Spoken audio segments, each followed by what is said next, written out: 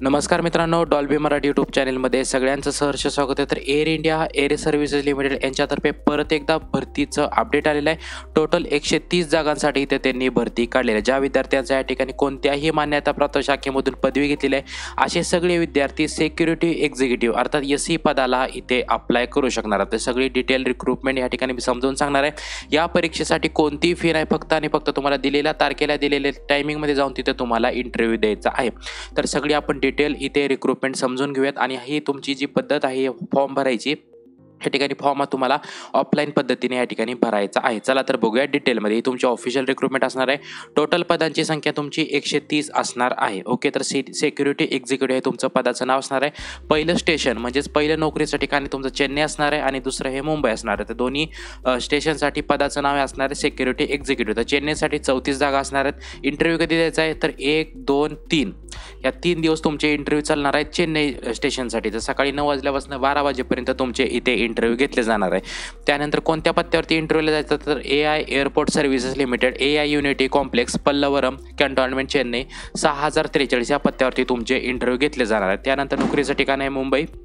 तर मुंबईसाठी टोटल 96 जागा असणार आहेत. म्हणजेच 1, 2, 3 म्हणजेच 3 दिवस तुमचे इंटरव्ह्यू घेतले जाणार आहेत. तर सकाळी 9 वाजल्यापासून 12 वाजेपर्यंत इंटरव्ह्यू घेतले जातील. कुठे इंटरव्ह्यू होणार आहेत तर AI airport services limited, GSD complex, CSMI airport near CISF gate number 5, Sahar, Andheri east, Mumbai 499 ह्या पत्त्यावरती तुमचे इंटरव्ह्यू होणार आहे. तर कोणत्या मान्यताप्राप्त शाखेमधून तुमची जर पदवी झाली असेल तरी तुम्ही इथे अप्लाय करू शकणार आहात. ओके, त्यानंतर इथे बघू शकतात की आता चेन्नई आणि मुंबई तुमचं नोकरीचं ठिकाण असणार आहे. तर इथे बघू शकतात की 3 वर्षासाठी तुम्हाला कॉन्ट्रॅक्ट बेसिसवरती इथं घेतलं जातं आणि ते रिन्यू सुद्धा होऊ शकतं. तुमच्या परफॉर्मन्स, तुमच्या रिक्वायरमेंट, एअर इंडियाच्या रिक्वायरमेंट आणि तुमच्या परफॉर्मन्सवरती तुम्हाला हे कॉन्ट्रॅक्ट इथे वाढवून दिलं जातं. नेक्स्ट आपण बघूयात की काय काय दिलेलं आहे इथे.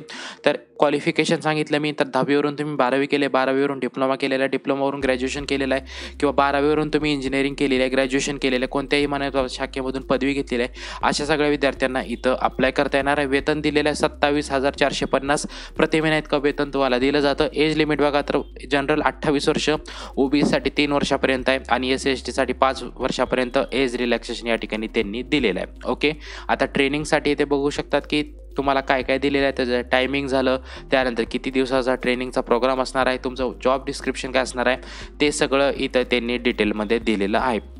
सिलेक्शनची प्रोसेस बघू शकतात. तर फिजिकल एंट्रन्स टेस्ट, ज्याला आपण पेड टेस्ट म्हणतो, ती तुमची घेतली जाते. आता पेड टेस्टनंतर तुमचा पर्सनल आणि व्हर्च्युअल इंटरव्ह्यू इथे घेतला जातो. तर इंग्लिश चेक करण्यासाठी इंग्लिश प्रोफेशनल टेस्ट असते. ह्या सगळ्या टेस्ट तुम्हाला इथे क्वालिफाय केल्या जातात. तर तुम्हाला जे काय इंटरव्ह्यूला जात आहे तुम्ही, ते इंटरव्ह्यूला जाण्याच्या वेळी जो काय लॉजिंग बोर्डिंगचा खर्च असेल, ट्रॅव्हलिंगचा खर्च असेल, ते तुम्हाला स्वतःच्या खर्चाने इथे करायचा आहे. ओके, अप्लाय कसं करायचं तर सांगितलेल्या तारखेला तुम्हाला तिथे इंटरव्ह्यूला जायचं आहे. तर जनरल आणि OBC यांना 500 रुपये इतका फी पेमेंटचा DD बनवायचा आहे तुम्हाला आणि DD सुद्धा तुम्हाला कशाच्या नावाने बनवायचा तर AI एअरपोर्ट सर्व्हिस लिमिटेड या नावाने तुम्हाला DD बनवायचा आहे. तर उर्वरित SC/ST एक्झाम सर्व्हिसमॅन यांच्यासाठी कोणतंही फी पेमेंट इथं करायचं नाही आहे. ओके, DDच्या मागे तुमचं नाव, ॲप्लिकेशन नंबर आणि मोबाईल नंबर ह्या बॅक साईडला तुम्हाला इथे टाकून द्यायचा आहे. ओके, त्यानंतर इथे आपल्याला फोटोग्राफसुद्धा जोडायचे आहेत आणि एक्स्ट्रासुद्धा फोटोकॉपी तुम्हाला इथे अटॅच करायचे आहेत. सगळे कागदपत्र आपल्याला जोडायचे आहेत. जे काही तुम्ही फोटोकॉपी इथे सेल्फ अटेस्टेड करून जोडणार आहात, सेम तुम्हाला डॉक्युमेंट इथे घेऊन जायचे आहेत. परंतु इथे एक गोष्ट लक्षात ठेवायची की ओरिजिनल डॉक्युमेंटची जे काय फाईल असेल ती तुम्हाला इथे सोबत घेऊन जाणं गरजेचं. जे काय तुम्ही फॉर्मसोबत डॉक्युमेंट जोडणार आहात, फोटोकॉपीज जोडणार आहात, ते सगळे फोटोकॉपीज ओरिजिनल डॉक्युमेंटसोबत इथे मॅच केले जातात. OBC विद्यार्थ्यांसाठी नॉन क्रिमिनल सर्टिफिकेट मॅन्डेटरी राहील. कास्ट विद्यार्थ्यांसाठी इथे कास्ट सर्टिफिकेट इथे जोडायचं आहे. सगळे रिलेव्हंट डॉक्युमेंट्स आपल्याला इथे जोडून द्यायचे आहेत. हा तुमचा ऑफिशियल फॉर्म असणार आहे, जो की मी इथं संपूर्णपणे समजून सांगतोय. व्हिडिओ पूर्ण बघायचा आहे. इथे बघू शकतात की आपल्याला डायरेक्टली आपल्याला इथं फोटो पेस्ट करायचा आहे. त्यानंतर कोणत्या पदाला अप्लाय करता येतात सिक्युरिटी एक्झिक्युटिव्ह तुमचं पदाचं या ठिकाणी येणार आहे. सिलेक्टेड स्टेशन म्हणजे तुम्हाला चेन्नईमध्ये जॉब पाहिजे की मुंबईमध्ये पाहिजे त्या स्टेशनचं नाव इथे लिहायचं आहे. ओके, त्यानंतर इथे संपूर्ण नाव, ब्लॉक लेटर म्हणजेच कॅपिटल लेटरमध्ये इथे लिहायचं आहे. वडिलांचं नाव, जन्मतारीख, कुठे जन्म झाला आणि कोणत्या स्टेटमध्ये कोणत्या सिटीमध्ये जन्म झाला ते लिहायचं आहे. संपूर्ण पत्ता, पिनकोड, स्टेट, मोबाईल नंबर, त्यानंतर इथे मोबाईल नंबर, ईमेल ID दोन्ही ॲक्टिव्ह कंडिशनमध्ये असणं गरजेचं आहे. जेंडर, त्यानंतर मॅरिटल स्टेटस इथे तुम्हाला चेकबॉक्समध्ये इथे टिक करायचं आहे. Nationality, region, mother tongue, Marathi हे सगळं तुम्हाला इथे टाकून घेणं गरजेचं आहे. सोबतच Aadhaar card, PAN card number इथे कंपल्सरी आहे, तो पण इथे टाकून द्यायचा आहे. तुमचं कॅटेगरी इथे सिलेक्ट करायची, जी काही तुमची कॅटेगरी आहे त्याच्या खाली इथे तुम्हाला चेकबॉक्समध्ये टिक करायचं आहे. ओके. कास्ट SC ST विद्यार्थ्यांसाठी कास्ट सर्टिफिकेट अपलोड करायचे आहेत. OBCसाठी नॉन क्रिमिलियर सर्टिफिकेट इथे अपलोड करून द्यायचं आहे. ओके.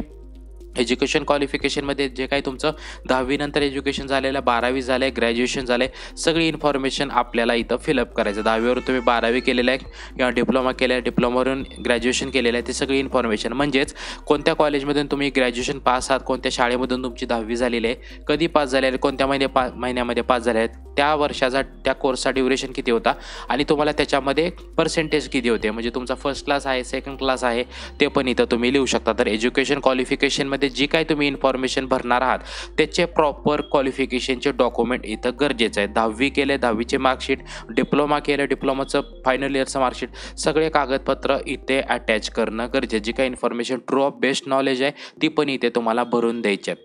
त्यानंतर फ्लुएन्सी इन नॉलेजेसमध्ये इंग्लिश, हिंदी आणि लोकल लँग्वेज. तर आपली लोकल लँग्वेज इथे मराठी आहे, मदर टंगमध्ये मराठी आहे, तुम्हाला बोलता येते, लिहिता येते, वाचता येते, हे पण तुम्हाला इथं चेकबॉक्समध्ये टिक करते. याच्या व्यतिरिक्त तुम्हाला अजून कोणती लँग्वेज येत असेल तर तुम्ही ऑदरमध्ये इथे लिहू शकणार आहात. Work experience. तर वर्क एक्सपिरियन्समध्ये तुम्ही याच्या अगोदर कधी त्या डिपार्टमेंटमध्ये काम केलं असेल किंवा रिलेव्हंट क्वालिफिकेशनमध्ये तुम्ही सिलेक्शन झालं असेल, तिथं डिपार्टमेंटमध्ये काम केलं असेल तर त्या कंपनीचं, त्या ऑर्गनायझेशनचं नाव, कोणत्या पदाला तुम्ही होतात, कुठून कुठपर्यंत तुम्ही सर्व्हिस केलेली आहे, किती वर्ष झालं तुम्ही जॉब केलेला आहे आणि तुमचं ॲक्च्युअली ड्युटीज ऑफ जॉब म्हणजे तुमचं काम काय होतं ते पण या ठिकाणी तुम्ही लिहू शकणार आहात. डिटेल्स ऑफ ट्रेनिंग सर्टिफिकेशनमध्ये तुम्हाला कोणते कोणते सर्टिफिकेशन भेटलेले आहेत ते पण इथं तुम्ही लिहू शकतात. नसेल तर ह्या ठिकाणी तुम्हाला ब्लँक ठेवावं लागेल. ओके. आता DDच्या बाबतीमध्ये सांगितलं तर AI एअरपोर्ट सर्व्हिस लिमिटेड या नावाने तुम्हाला इथं DD तयार करायचं आहे. तर DD तयार करण्यासाठी इथं तुम्हाला name and address of issuing bank and branch म्हणजे ज्या बँकेमधून तुम्ही DD बनवताय त्या बँकेचं नाव, त्या बँकेचा ॲड्रेस इथे लिहायचा आहे, कोणत्या तारखेला DD तयार केलेला आहे, DD नंबर काय, हे सगळं तुम्हाला इथं लिहायचं आहे. ओके. तुमचे AI एअरपोर्ट सर्व्हिसेसमध्ये तुमचे जर कोणी रिलेटिव्स काम करत असतील तर त्यांचं नाव, त्यांचं डेझिग्नेशन काय होतं, कोणत्या कंपनीमध्ये आहेत आणि तुमचं त्यांच्याशी नातं काय, ही सगळी इन्फॉर्मेशन तुम्ही इथे भरून देऊ शकता. डिक्लेरेशनमध्ये हेच दिलेलं आहे की तुम्हाला सगळी इन्फॉर्मेशन जी काय मी या ठिकाणी भरलेली आहे ती ट्रू आहे. तुम्ही या ठिकाणी सगळे कागदपत्र व्हेरिफिकेशन करू शकतात आणि याच्यामध्ये जर काय तफावत आढळली तर माझा फॉर्म या ठिकाणी तात्काळ रिजेक्ट केला जातो. हे डिक्लेरेशन त्यांनी दिलेलं आहे.